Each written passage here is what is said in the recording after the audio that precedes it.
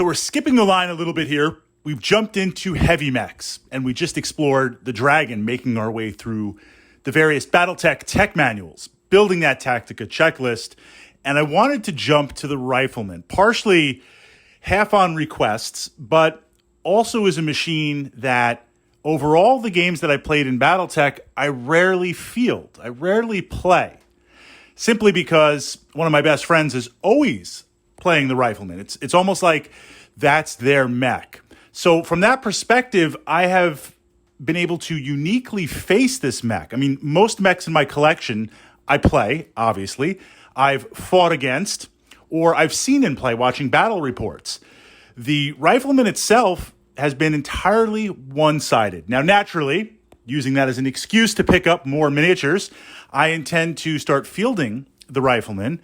But I have to ask, in terms of what used to be known as the unseen, now re-seen and reissued, the Rifleman is an iconic mech. Not just because it's from that other time period, but also visually. I think with the Marauder and with the longbow, classic, aka primitive longbow, and the Battlemaster, the Crusader, the Rifleman just looks like a war machine. And I'd put the T-Bolt in that category also.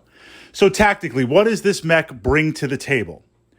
We're looking at 2 large lasers, 2 autocannons, AC5s, and 2 medium lasers. So the first thing that I see, redundancy. And redundancy is important for those of you new to Battletech because you simply have to hit the target.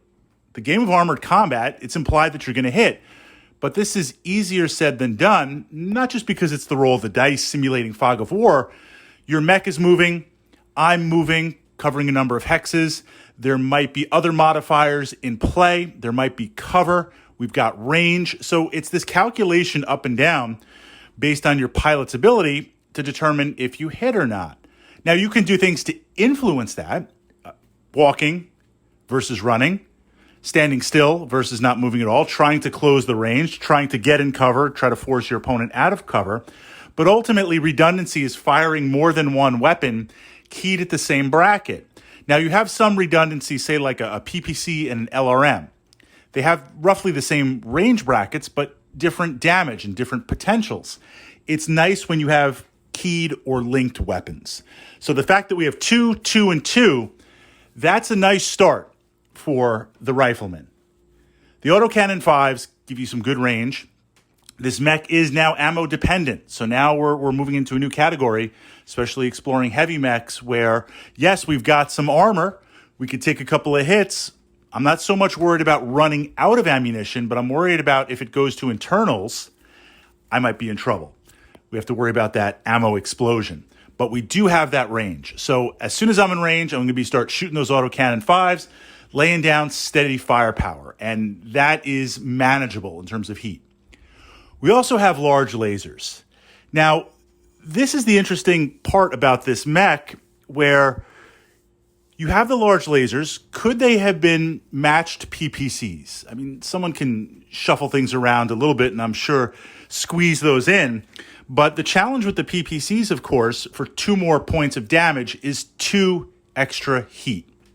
2 for 2, so you're trading 2 for 2. And I know we don't really see, in terms of Battletech, you don't really see large lasers that much. I'm just going to side branch for a little bit because it is, I believe it is important design-wise that these are on the Rifleman, but we need to understand because part of the big guns philosophy is, bro, just upgrade those to the PPCs. This idea that you can take a PPC, push the heat a little bit more, have great range, and do 10 points of damage. Inner Sphere, Pre-Clan, Clans Unknown, this is one of the best weapons in the game.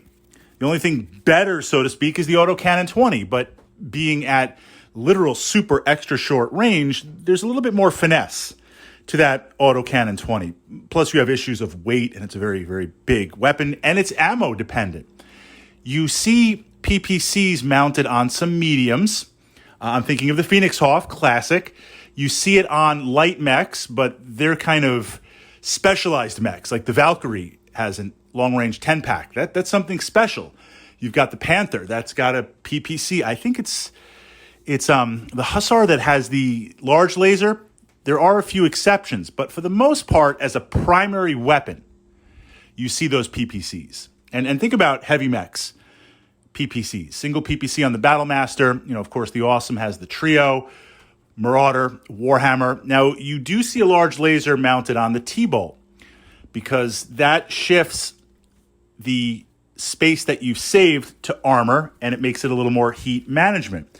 The challenge with the large lasers on the Rifleman, I'd like to see PPCs, heat. You only have 10 heat sinks. You got to read that tech manual twice. 10 heat sinks. This is a major problem. Firing those two large lasers, which you kind of want to do when necessary, and we'll build that tactica in a moment, because I have the twin link. I have the two of them. I want to capitalize on that redundancy. But firing both is going to start to cook me very, very fast. PPCs would be impossible. This idea that you're gauging with weapons that generate heat.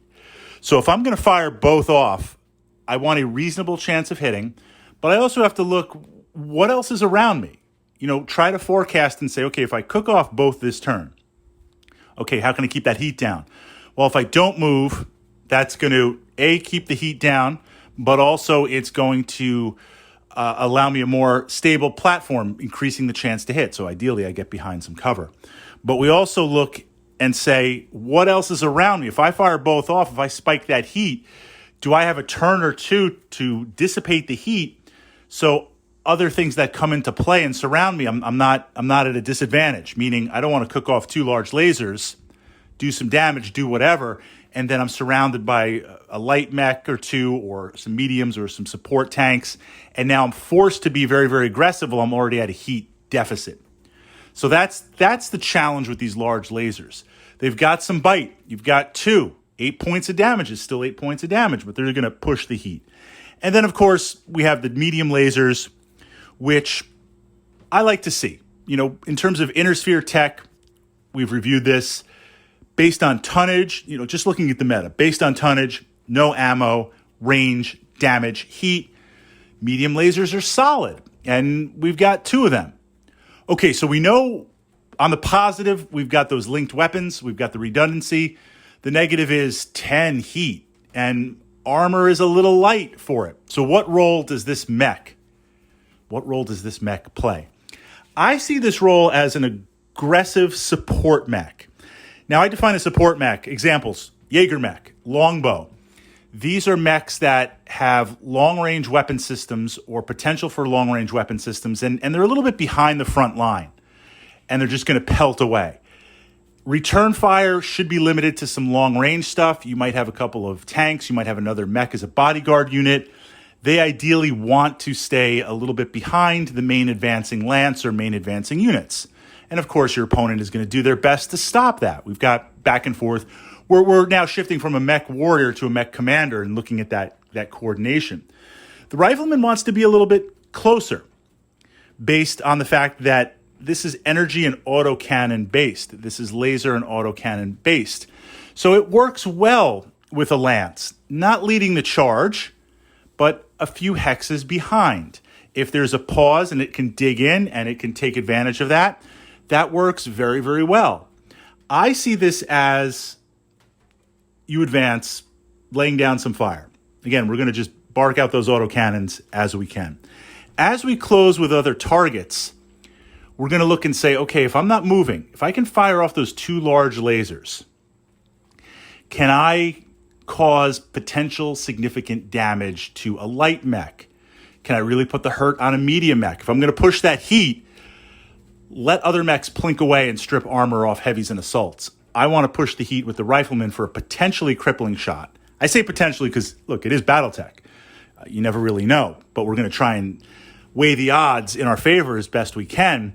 2 large lasers, maybe pushing it with an autocannon, also with a turn or 2 to cool down, or at least 1 turn to cool down. That's got some firepower. That could, a light tank, that's going to really mess it up. A light mech, that's really going to mess it up. A medium mech, it could cripple it if it's already damaged, or it could lay on some firepower for that next turn. But working with a lance means hopefully I can press other more important issues for my opponent to deal with than ganging up on the Rifleman. Now, we can also lay down some interesting fire. We can do the autocannons and a large laser. We can do those autocannons and the medium lasers. It does have the ability to put down consistent firepower. And that's nice on the way in. That's nice turn after turn. And it slowly grinds down the targets. But that question is, when do you utilize those large lasers? So I feel as a mech, and when I faced this, success is dependent on knowing when to push those large lasers, really understanding heat management. And heat management as in keeping the heat low, but knowing when to really, really press the heat. And from that perspective, it's an okay mech. I think it's a harder mech to play, but it does have a little bit of bite to it once you've mastered it.